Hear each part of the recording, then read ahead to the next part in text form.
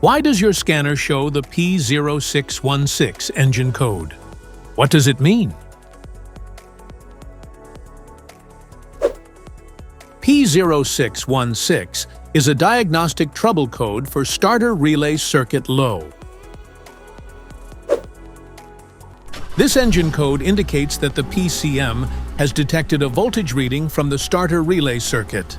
Under this circumstance, short-distance driving is permitted, but your vehicle should be repaired as soon as possible. So, what causes this imbalance? Here are the most common culprits. Faulty ignition switch, bad or failing starter relay, wiring issues, faulty starter motor or solenoid, other potential issues.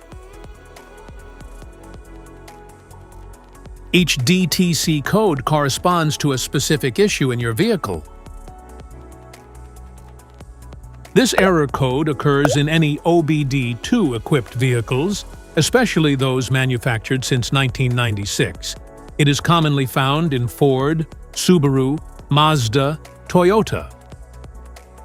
If you want to fix this error code, let us know in the comments section. We will definitely make the video on your demand. If you like this video, don't forget to subscribe to our channel. Thanks for watching.